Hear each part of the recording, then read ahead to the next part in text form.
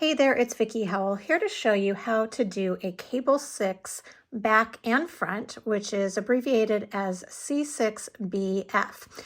So this is a little bit of a leveled up cable because it requires not one, but 2 cable needles. So you can use, it doesn't really matter because we're just working with a couple stitches at a time. You could use a couple different sizes of cable needles, or if you don't have 2 cable needles, you could use a double pointed needle and a cable needle. Whatever you've got is fine.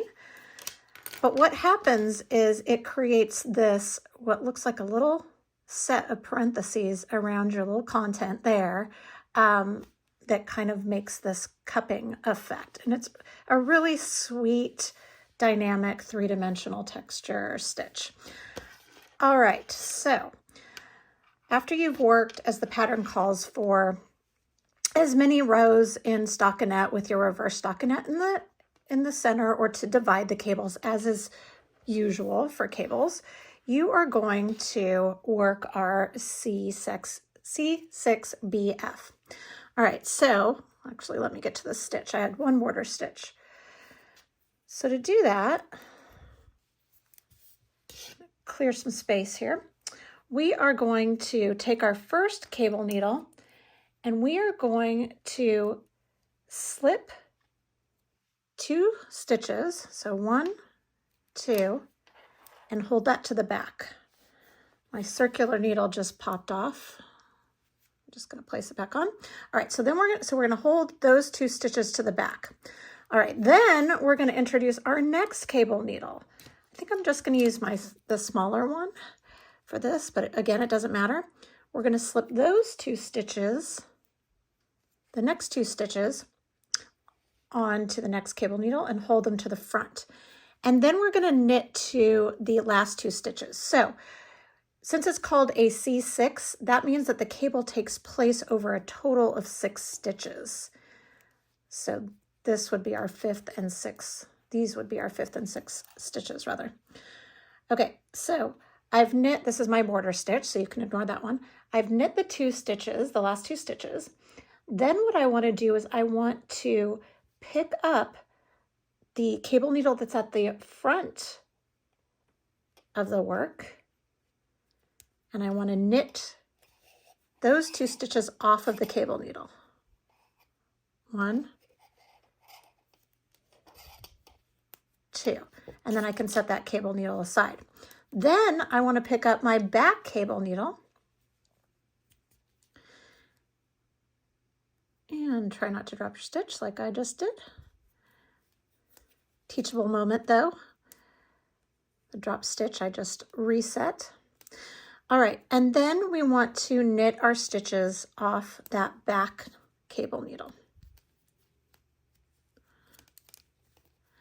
And that creates that overall cupped bunch. All right, I'm going to do it for you one more time, just because it can be a little hard to wrap your head around so many needles at once. Okay, so I'm just going to do my reverse stockinette stitches that are in between the cables. So for me, that's 3. All right, so I am to my next place. So I'm going to pick up the first cable needle.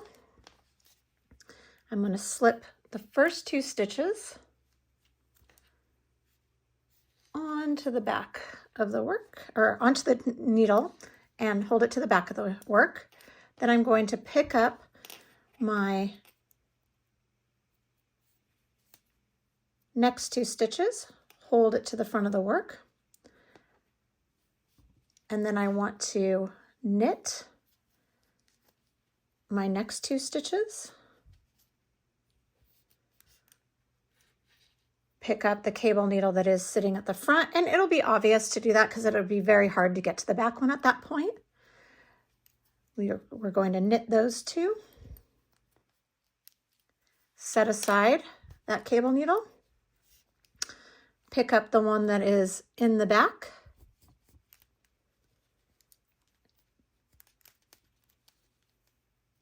knit those 2,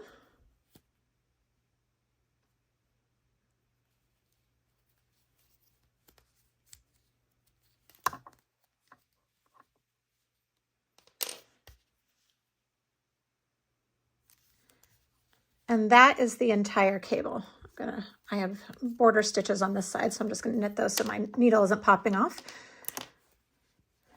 And that is all there is to it. So as you can see right here, this is this portion. But when you repeat the rows, there are 4 rows total in this particular version, but it could be altered in any way. It will create these little bubbles or parentheticals of fiber. So super cute. You'll feel like a knitting wizard when you're working on these, because even though it looks hard and it seems like, oh my goodness, I have so many needles, it really isn't. It's got a flow. It makes sense once you're doing it. And I think it just has a really beautiful result. Okay, if you have any questions, just post them in the comment section. Thanks.